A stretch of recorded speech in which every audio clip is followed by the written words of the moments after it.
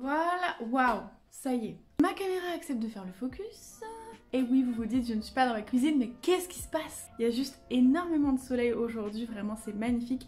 Mais ma caméra elle a du mal à s'adapter, donc c'est pour ça que je suis ici. Donc je vous retrouve aujourd'hui pour une recette vegan et sans gluten, très saine. C'est vraiment la recette pour les athlètes vegan qui me regardent. D'ailleurs il y a un documentaire sur Netflix qui est sorti qui s'appelle The Game Changers, qui parle de comment on peut vraiment faire du bodybuilding et avoir un régime végétalien. Donc voilà, si jamais ça vous intéresse, c'est sur Netflix. Et donc aujourd'hui je vous retrouve avec un curry de patates douces et de haricots rouges. Donc super protéiné mais aussi très intéressant parce que la patate douce a un indice glycémique bas. Donc du coup plein de gens qui mangent sain aiment bien manger de la patate douce parce que c'est intéressant pour ça. Vraiment recette hyper saine, hyper efficace, très rapide et facile à faire. Vous allez voir.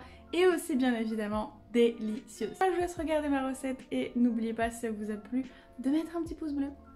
On va commencer par faire revenir dans une cuillère à soupe d'huile de coco 2 échalotes et une carotte émincée en dés. On va faire revenir ça pendant 3 minutes. Ensuite on va ajouter un poivron pareil en dés et 3 gousses d'ail émincées finement. On va ajouter aussi une cuillère à soupe de paprika fumé, une cuillère à café de cumin, une cuillère à café de cannelle, une cuillère à soupe de chili, une cuillère à café de coriandre en poudre, du sel, du poivre et on va bien mélanger.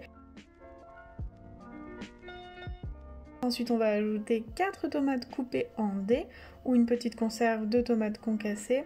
On va encore une fois bien mélanger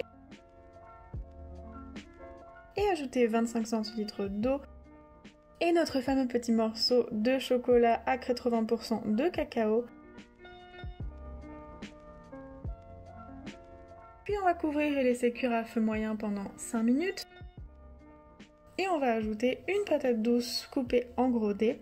Donc on va faire cuire notre patate douce pendant 15 minutes. Et vous pouvez aussi ajouter 250 g de haricots rouges. Mais moi je ne vais pas les mettre maintenant puisque c'est une conserve de haricots rouges. Donc ils sont déjà bien mous.